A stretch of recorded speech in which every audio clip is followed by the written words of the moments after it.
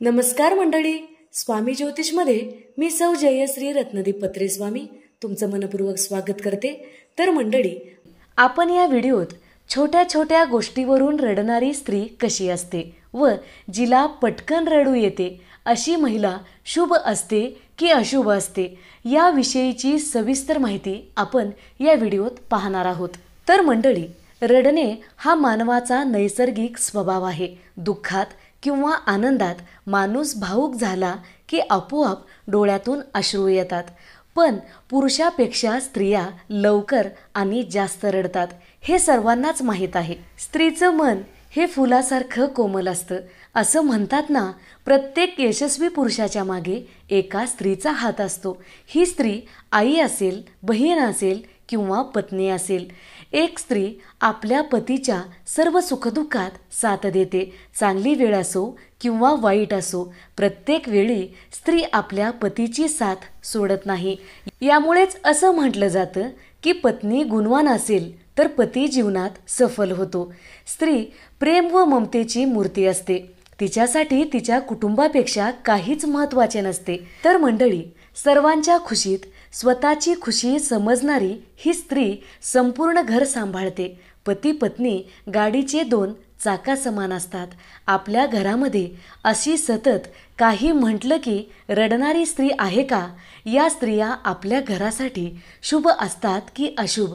जाणून घेण्याआधी चॅनलला सबस्क्राईब करा, बाजूच्या घंटीला ऑल करा, त्यामुळेच मी टाकलेले प्रत्येक व्हिडिओ तुम्हाला पाहता येतील। तर मंडळी, सतत रडणाऱ्या स्त्रीबद्दल ऐकून तुम्ही दंग व्हाल की सतत रडणारी स्त्री ही आतून खूप मजबूत व चांगल्या गुणांनी युक्त असतात। या स्त्रियामध्ये दुसऱ्या स्त्रियापेक्षा चांगले गुण असतात।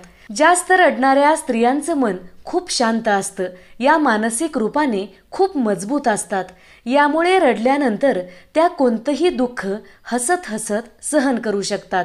लवकर रडू येणारी स्त्रिया आपल्या कुटुंबावर खूप प्रेम करणाऱ्या असतात। आपलं कुटुंबच आपलं सर्वस्व आहे असं मानणाऱ्या असतात। सर्वांसोबत प्रेमाने वागतात।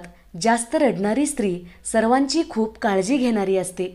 अशी स्त्री सुखातच नाही तर दुःखात सुद्धा कोणाचीही साथ सोडत नाही। तर मंडळी, या स्त्रिया इमोशनल असतात, म्हणूनच दुसऱ्यांचं दुःख लवकर समजतात, दुसऱ्यांच्या भावनाची कदर करतात व कोणी काही बोललं तर ते मनाला लावून घेत नाहीत। अशी स्त्री दुसऱ्यांच्या मनातील दुःख लवकर समजते व त्यांची साथही देते। तर मंडळी, सतत रडणारी स्त्री ही खूप निर्मळ मनाची असते व मनात कोणाविषयी जास्त वेळ राग या स्त्रिया ठेवू शकत नाहीत। यांच्या मनात कसल्याच प्रकारचा तणाव नसतो, यामुळे ह्या बिमार सुद्धा जास्त पडत नाही। अशा स्त्रिया दुसऱ्यांचं दुःख पाहून स्वतःही रडू लागतात। त्या खूप प्रेमळ स्वभावाच्या असतात। जास्त रडणारी स्त्री आपल्या पतीसाठी व आपल्या कुटुंबासाठी खूप अशुभ मानली जाते व जी स्त्री काहीच कारण नसताना रडते ती खूप कोमल मनाची असते। तिच्यामध्ये ममत्व खूप भरलेलं असतं। अशी स्त्री आपल्या कुटुंबाला खूप प्रेम करणारी असते व यांचं कोमल मन दुखल्यानंतरही दुसऱ्यांच्या भावनाची कदर करतात। अशा स्त्रिया अडचणीच्या वेळी सहनशीलतेने मार्गही काढतात, म्हणून या स्त्रिया आपल्या कुटुंबासाठी खूप शुभ मानल्या जातात। तर मंडळी, आपल्या शास्त्रानुसार छोट्या छोट्या कारणावरून रडणाऱ्या स्त्रीला ग्रहशांतीसाठी उत्तम मानले गेले आहे। त्याचबरोबर रडत रडत मोठ्याने बोलणारी स्त्री त्यांच्या मनात कसलंच दुःख ठेवून घेत नाही। त्यांचं मन खूप स्वच्छ व निर्मळ असतं व ही स्त्री दुसऱ्यांना लवकर माफ करणारी असते।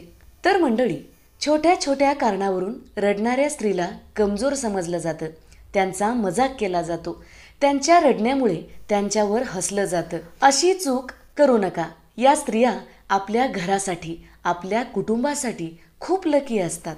काही स्त्रिया टीव्ही किंवा मोबाईलवरून दुःखद दृश्य किंवा चित्रपट पाहताना दुःख पाहून रडू लागतात। अशा स्त्रिया खूप कोमल मनाच्या असून प्रेम व ममत्व यांच्यात खूप प्रमाणात असतं। प्रेम व ममत्व यांच्यात खूप प्रमाणात असतं। अशा स्त्रिया खूप शुभ मानल्या जातात।